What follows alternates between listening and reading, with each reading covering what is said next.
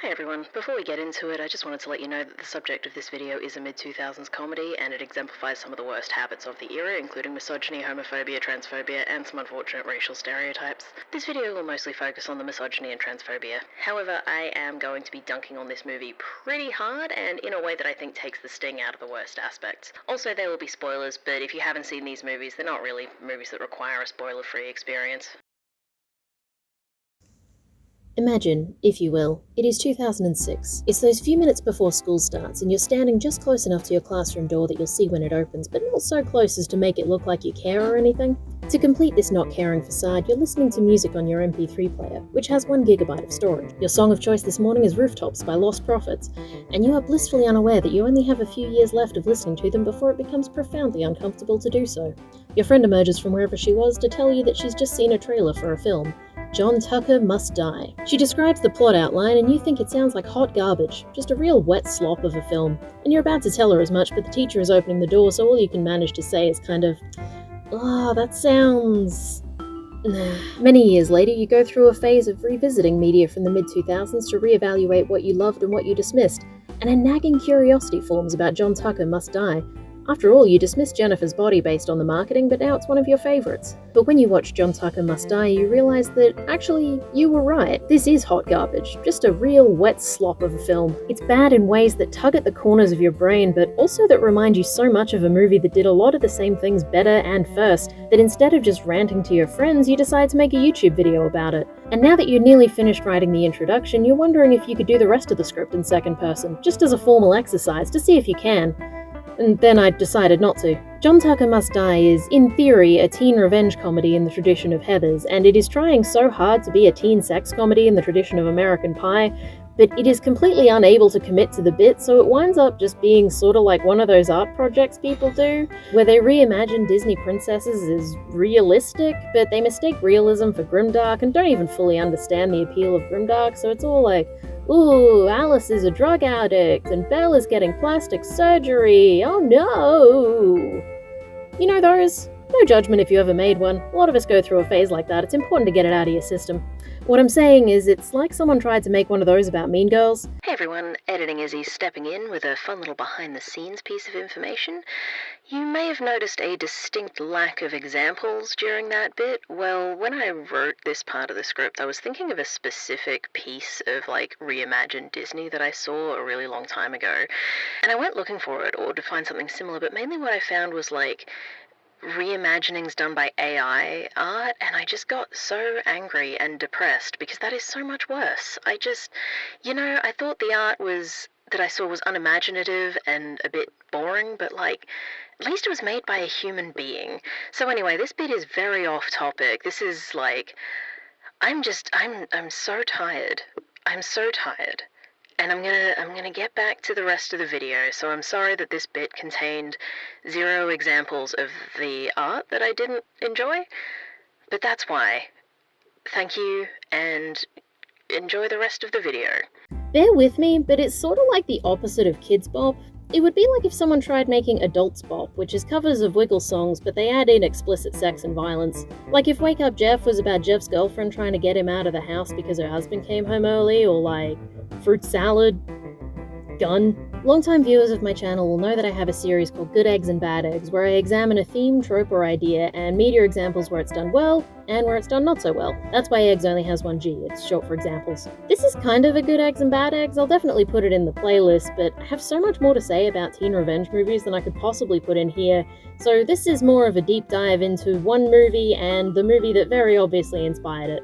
Is John Tucker Must Die the evil twin of Mean Girls? The darkest timeline Mean Girls? Not really. Is it a rip-off? Also no. It's impossible that the writers didn't have Mean Girls on the brain while they were working on it, but I don't think it's a rip-off in the strictest sense. You know how when you photocopy something and then photocopy the photocopy and keep going like that, the image just gets worse? Outlines get less clear, some colours become bolder while others fade away. Overall, the image just gets worse to look at. Well, if you do that enough times to Mean Girls, you end up with John Tucker Must Die. Reviews of the time reflect this. Rotten Tomatoes highlights a lot of reviews calling it derivative or unfunny, and this one even heralds it as the death knell of the entire teen film genre, which is bold. Also, I don't know what causes this, but sometimes a review will be completely blank except for the relevant tomato icon, and it gives the impression that the reviewer was so angry they couldn't even form a sentence. The review is just an uncomfortable silence as they collect their thoughts and try to hold themselves together lest their anger tear them apart. 2 out of 5 stars. With a movie like this, one that doesn't even have the decency to be bad in a way that's fun, I think it's worth picking apart how and where it went wrong, if only to appreciate movies that get those things right. It would be easy and fun to simply dunk on this movie, and don't worry, I will be doing that. But I also think that breaking down the mistakes this movie made and why they don't work is a good lesson in how to improve your own creative work and your own criticism. But first, in order to properly look at the failings of John Tucker Must Die, it is necessary to think a bit about Mean Girls. Mean Girls is the story of Katie Heron, who is about to start her first year of real school after spending her whole life homeschooled in... Oh, wow, this is embarrassing. My notes just say Africa, but that can't be right. Africa is a continent made up of 48 mainland countries and 6 islands for a total of 54 countries and 2 disputed areas, each of which has a unique culture and history. It's not just one giant homogenous place, and to suggest as such is insulting to the people who live there. Hold on, I'll check. There's in Africa. The Africa. She just moved here all the way from Africa. Welcome. Africa. African voodoo. It's in Africa to Africa. Africa, what happened? Everyone in Africa can read Swedish. Africa, you... Africa. Africa. So if you're from Africa, why are you white?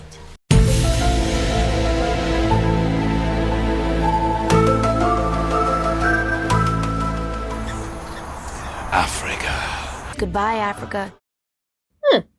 Anyway, she was homeschooled in a place that, to an audience in 2004, is recognizably not America. It is vitally important that she is a stranger not only to American schooling and popular culture, but to the whole concept of schooling and popular culture. And I guess Africa was the best they could do. Yes, I know the musical made it Kenya, but feel free to comment about it anyway.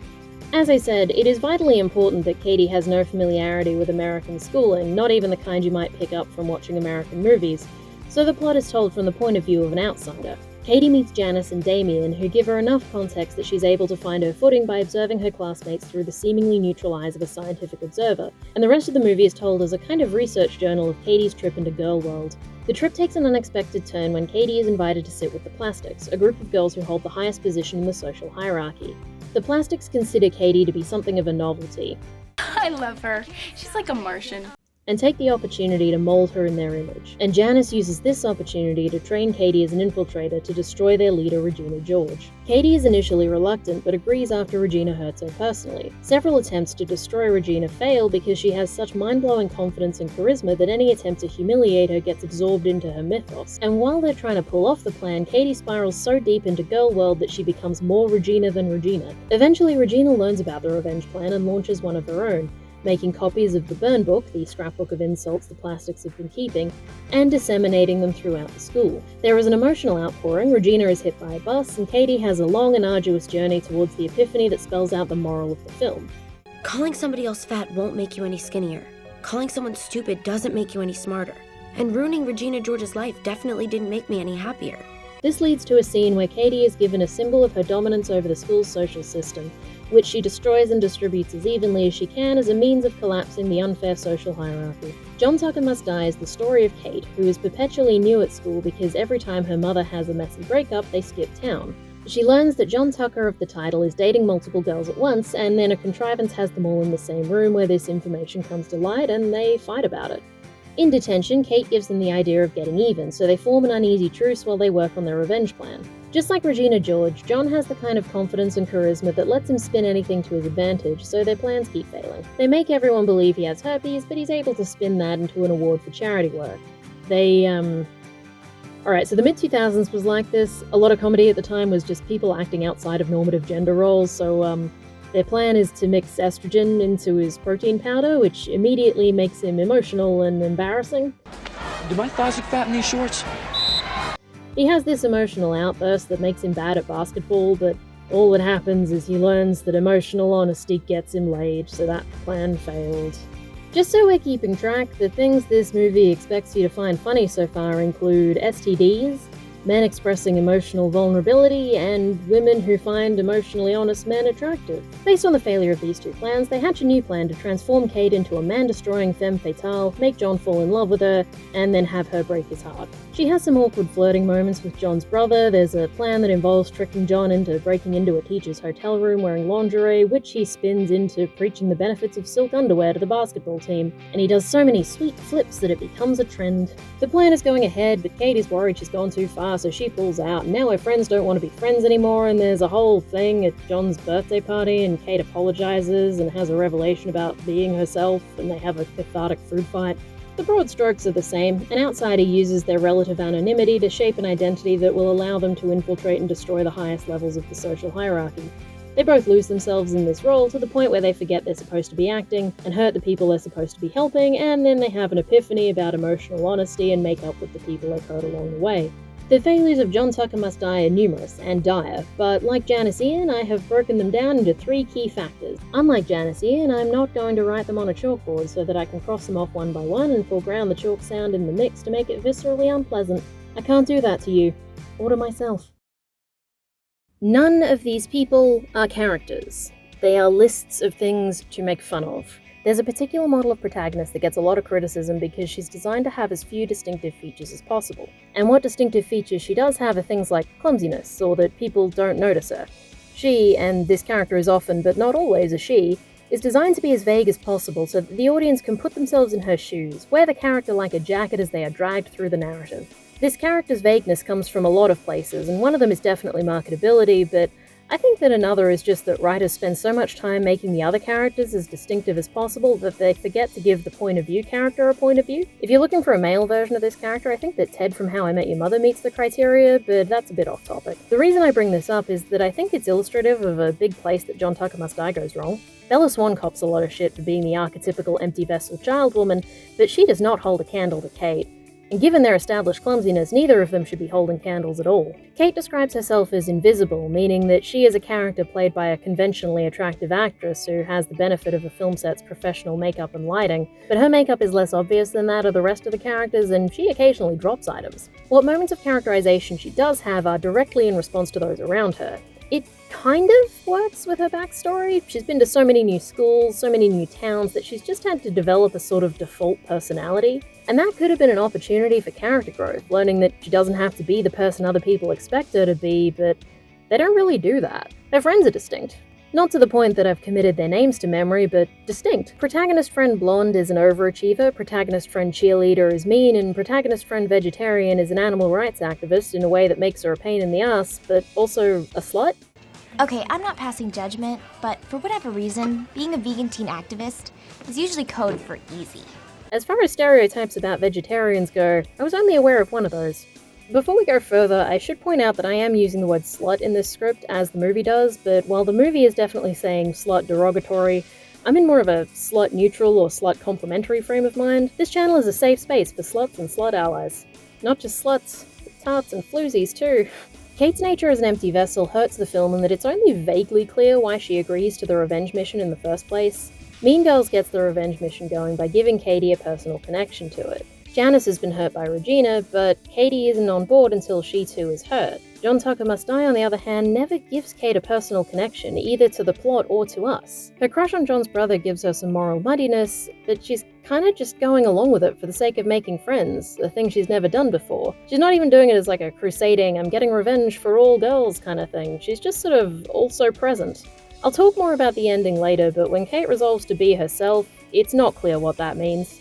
As for the other characters, this film is an absolute woman-hating jamboree, and it's that particularly insidious kind of misogyny where all the most misogynistic lines are given to women. When they're formulating the estrogen plan, Kate points out that there's nothing scarier to a man than potentially being a woman. What's more terrifying to a man than not being manly? But I'm pretty sure this movie thinks there's something inherently humiliating about womanhood. Almost every character is introduced according to what makes them a capital P problem, and in ways that encourage you, the viewer, to not have these traits in yourself and to discourage them in others. Laurie, Kate's mother, is introduced as being hot in a way that is a problem. She is attractive and she gets dumped a lot, and we are meant to read these as being flaws in her character.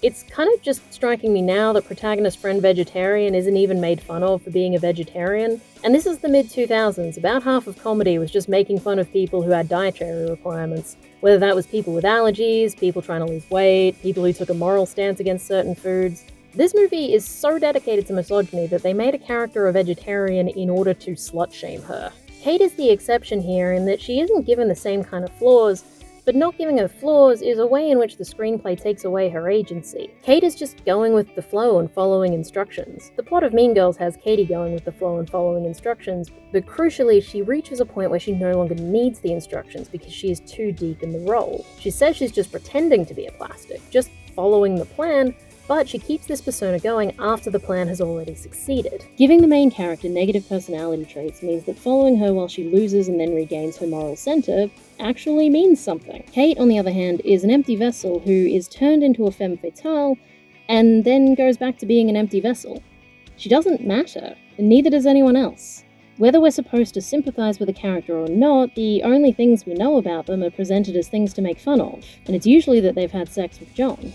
Hey, let's talk about John and how much sex he's having, because that's supposed to be a negative character trait he has, but the way the film presents it, it ends up being a negative trait of all the other characters. It is immediately established that he lies to girls so that he can date as many as possible without dealing with the responsibility of a relationship. He is presented as strategic in dating girls from different social groups so that they never interact and find out, but there are just so many of them that it becomes statistically improbable that they've never interacted.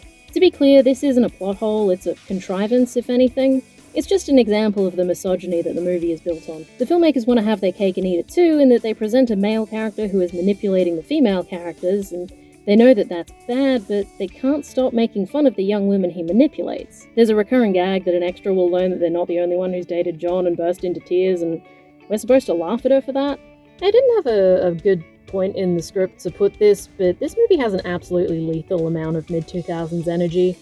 All the fashion is in layers, the technology is in that phase where it's technically portable but it's chunky and cumbersome, and there's even some girl-on-girl for the heterosexual men who are presumably dragged there by their girlfriends. Something that a lot of teen movies have in common is a depiction of a social hierarchy that exists underneath and outside of other forms of social power. Joseph Walderzak writes that the teen, severed by age from all forms of power, be it political, economic, social, yet mature enough to anticipate its importance, is left to organise a hierarchy that effectively transforms popularity into a form of power. He was writing about teenagers as depicted on screen, and this isn't to say that things like wealth, race, gender, and other wider social factors have no impact on teenagers and their popularity on screen or off, just that popularity is more of a vibes-based economy. To be clear, I'm going to be talking about popularity and social hierarchy as it's depicted on screen, but Murray Milner's study of actual American high schools describes social power in similar ways, so if you're interested in how real-world schools operate, I'd recommend reading that if you can. Popularity, as depicted in teen movies like Mean Girls and John Tucker Must Die, is kind of like a ladder. Everyone is on the ladder, and the only way to get higher on the ladder is to climb over someone. Cliques and friend groups form at stages of the ladder, but in general, people suck up to those on higher rungs and make fun of people on lower rungs. Popularity is considered valuable, in part because it's so rare. The person at the top wouldn't defend their position so fiercely if it weren't so coveted, and it wouldn't be so coveted if there were room for more people up there. Both John Tucker Must Die and Mean Girls feature revenge plans that involve removing the person on the highest rung from their position, and both of these plans have to be abandoned. In Mean Girls, it's because Katie and Janice realize that using the social hierarchy against its leader is a way of legitimizing that hierarchy, and in John Tucker Must Die, characters realize that using the social hierarchy against its leader threatens their own position in it. Janice's plan involves identifying and removing the three things she believes keep Regina at the top of the social hierarchy. When this plan succeeds, it installs Katie as the new leader of the Plastics, but it doesn't change the hierarchy in any meaningful way. To continue the ladder analogy, even if you reach the top, you're still on the ladder. The ladder doesn't even go anywhere, but if you're at the top, you want to stay there because, well, it's the top. When Katie was introduced to the Plastics, they outlined a series of rules as ironclad as they were arbitrary. Can't wear a tank top 2 days in a row, and you can only wear your hair in a ponytail once a week. So I guess you pick today. Oh, and we only wear jeans or track pants on Fridays. Now, if you break any of these rules, you can't sit with us at lunch. And Regina's final expulsion from the Plastics occurs because, as a result of Katie tricking her into eating nothing but high-carbohydrate protein bars, she wears sweatpants on a day that is not Friday. Katie might see herself as a more just and fair leader, but her demise could come from something as simple as wearing a tank top 2 days in a row. Under new leadership, the hierarchy is still unjust, so the solution is to dismantle the hierarchy altogether. If you knock the ladder over, everyone's on the same level. There's no reason to compete, so everyone's happier. John Tucker Must Die has its protagonist scheme to remove the leader from his position in the hierarchy, and when they fail to do that, they kinda just hug it out. The hierarchy remains intact because to do anything else would have required writing a better script, and that's hard to do. That would have required writing characters who are characters, and giving the narrative a moral center. Which leads me to my next point. There is a tendency of filmmakers, of critics, of audiences to think of teen films as being instructional in some way. The idea is that if an audience is at a stage in life where they're learning the lessons they'll take into adulthood, then entertainment for that audience should provide some of those lessons. Sort of like how I'm not just dunking on a movie I thought was bad, I'm framing it as a way of improving your own fiction writing and analysis. Oh, wait, no, oh, shit. I'm not just pulling this out of nowhere. Catherine Driscoll points out that scholars and theorists tend to judge films in the genre as good or bad in terms of responsibility to represent adolescence in a way that would be good for adolescents. This tendency to moral judgment reflects a tendency in the genre itself to take a moral tone that understands adolescence as both object of training and subject of crisis. The reason I'm bringing this up is not that I think it should or shouldn't be the case, or that I think all teen movies should be seen through this lens. I bring this up because it makes a lot about Mean Girls and about John Tucker Must Die make sense. Both of them are compelled to give some kind of moral guidance, and only one is equipped to do that. The emotional climax of Mean Girls is when Katie realizes what being a mean girl has cost her, so she apologizes to the people she's hurt. She is crowned queen of the spring fling dance and assumes, correctly, that everyone who voted for her was afraid of her, so she uses a moment of undivided attention to call for the dismantling of a system that has just confirmed her position at the top. Catherine Driscoll interprets Mean Girls as being about the dangers of unbridled femininity and a girl culture that's embedded in the institution of high school, while Samantha Colling argues that Katie's performance of femininity is the allure of the film, and that the third act redemption is where the film steps in and regulates Katie's extrovert impulses and sexuality, and where she manages to project the appropriate balance of innocence and experience to be deemed worthy of forgiveness. Well, I'm going to be very brave and say that they're both wrong.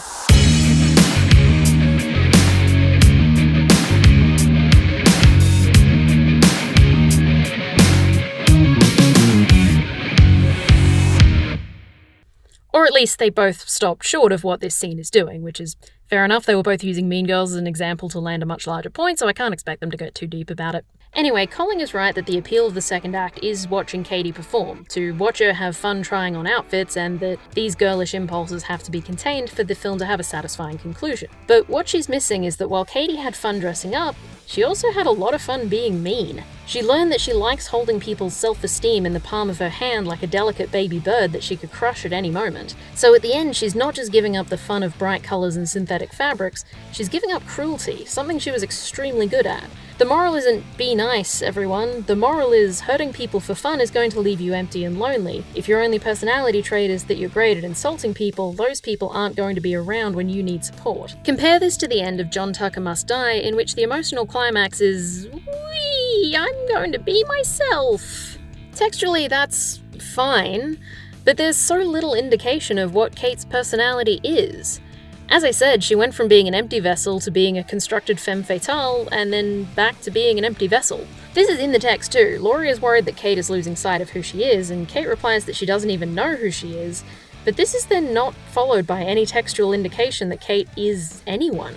You could fix this really easily by having a scene where she pretends to hate something she's established to like, or vice versa, and then being honest about what she likes and dislikes is something that brings her closer to love interest Penn Badgley. But then you might not have enough time to play out the full scene where John is acting all womanly, and then how would you be able to make fun of people who perform gender in a way that's different to how you expect? Who will defend the gender binary if not this mostly forgotten mid-2000s teen comedy? I think the key to understanding why John Tucker Must Die fails in every place where Mean Girls succeeds is that John Tucker Must Die is just a much more mean-spirited movie overall. Mean Girls certainly has moments that haven't exactly aged well. Like, there are hints that Regina George has an eating disorder, and those hints are dropped specifically to make fun of her for having an eating disorder. Plus, part of the revenge plan is to trick Regina into gaining weight, and hijacking someone's body like that is such a specific cruelty that they play off like it's the same as cutting holes in her shirt. Also, there's a subplot about how the abstinence-obsessed gym teacher is carrying out affairs with students, and the payoff of that is that those students physically fight each other over his affections. Yes, he loses his job, but that's basically a footnote. Not to mention the fact that Janice's status as a social outcast is down to Regina spreading a rumor that she's a lesbian, and the injustice is specifically that Janice is not a lesbian. The payoff is like, oh, she's not a lesbian, she's Lebanese. I think a better movie would have made Janice a lesbian or bi, but the injustice would clearly be that Regina outed her before she was ready and weaponized the homophobia of her peers to ostracize someone she didn't like. The reason I bring these up is to point out that while these are specific points where Mean Girls could do better, could be kinder in its approach, they are specific points and not the entire movie. John Tucker Must Die is written with nothing but contempt for its characters and its audience. The target audience of teenagers, specifically teenage girls, are represented as a spectacle of their worst stereotypes, and this is part of why the ending lands like a wet sock. I guess there's a lesson about honesty. John learns that maybe monogamy isn't for him, but he hasn't quite got ethical non-monogamy figured out. There might be a lesson in there about treating people with respect or whatever, but the last scene undercuts that and turns it into like, ooh, be careful who you're nice to, because if you start being nice to attractive people who subvert normative gender expectations, you might also have to be nice to ugly people. We can't have that now, can we? Another reason Kate's mea culpa doesn't land is that none of the revenge plans actually worked. I mentioned earlier that John's confidence and charisma allow him to spin any attempted character assassination into a positive, but that also means that there aren't really any consequences for the main characters to reckon with. When Kate apologizes, she's apologizing for an attempted character assassination, not something that meaningfully hurt him. Not for more than 12 hours, at least. I'm sorry for this mean thing I planned that didn't work out but still caused you a few hours of inconvenience is very different from I'm sorry I hurt you. To bring this back to Mean Girls, Katie has to apologize for actual harm she's caused. She spends most of the movie holding her responsibility at arm's length, believing that she's doing it all for the greater good, but when Regina is hit by a bus, something that really wasn't Katie's fault, she has to take stock of what was her fault. With Kate, on the other hand, I can't decide if the filmmakers just didn't have confidence that they could keep the audience on her side if she did anything really bad, or if they actually think she's crossed a moral event horizon. I think it says a lot that Kate is expected to apologise while John is not. And also that Kate is only expected to apologise to John and love interest Penn Badgley. She is considered completely justified for a scene where she just fully slut-shames her mother. Yes, Kate probably should apologise to the people she's hurt, all 3 of them, but John's slate is wiped clean, having hurt 3 named characters plus innumerable background extras. If you needed one, this movie is such a perfect example of gendered double standards about sex. We, the audience, are expected to judge protagonist friend vegetarian for being a slut to a much greater extent than we're expected to judge John for lying and being a slut. John lies to and manipulates every girl he dates, and the movie slut-shames those girls for having been manipulated. Kate has that one line about how they're fighting each other when they should be mad at John. This guy is cheating on all of you, and instead of taking it out on him, you're beating the shit out of each other? And the plot of the movie is about getting revenge against him, but it's also a movie that is so full of mid-2000s misogyny that it's hard to accept any moralizing. This is a story that suggests that revenge makes you worse than the person you're getting revenge on. And that's something that can and has been done well. This is not an example of that plot being done well. This is a story about young women taking back agency that they have been denied only to be punished for it. This is a story that reminds me that saying men are trash is just another way of saying boys will be boys. At one point, Kate calls John out on the way he talked about her to his friends, and he said that was just locker room talk and nothing else comes of it. Kate and the audience are expected to accept that he's just going to talk shit about her. Male bad behavior is excused and female agency is treated as frightening. The status quo is shown to be unfair, but not worth changing. As you might be able to tell by the fact that this video about an unremarkable mid-2000s teen comedy has a reference list, I've done a lot of research about teen film, and through that research I've developed a tremendous fondness for the genre. This is a fondness that is shared by some of the best teen films, and which is absolutely not shared by John Tucker Must Die. John Tucker Must Die is what happens when an era's worst comedy impulses are given free rein on a movie that can neither commit to being as sincere nor as dark as a better movie would be. It reads as if it was written by someone who feels like it should have a moral message but can't decide what that message should be. Despite vague messaging about being nice to each other, this movie is a gift to bullies. It teaches you ways of making fun of people that you probably weren't even aware of. At least, it would be a gift to bullies, if anyone remembered it. I keep having either nightmares or fantasies about what I would do differently if I could go back and do it all again. What would I do if I was suddenly sent back in time with all the knowledge and experience I have now? They're not huge fantasies. There's no world where I could have prevented the 2008 financial crisis, but maybe I could have chosen different subjects in grade 11. Maybe I could have told off more dickheads or stood up for myself more. Nothing huge. But before I get too lost in these fantasies, I have to remind myself that I could not survive the 2000s a second time, and nothing is as good a reminder as John Tucker Must Die. It is so powerful a reminder that I don't even need to watch it. I can just remember some of the scenes and be like, yeah, I'm good actually. So thank you, John Tucker Must Die, for being so unbearable that I am forced to abandon an unhealthy coping mechanism. That is your purpose. That is your legacy. You are such a bad movie that I am more proactive about my mental health just so I don't have to think about you. In that category, it's you and my intrusive thoughts. Thanks everyone for watching. If you like what I do, like and subscribe, do the YouTube things. I have a Patreon if you want to support me there.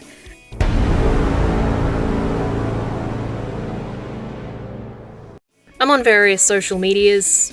Enjoy that, there are links. I'm too busy to commit to a regular upload schedule, so subscribing and following me on social media is really the only way to know whenever I upload a new one of these. For now, that's it from me.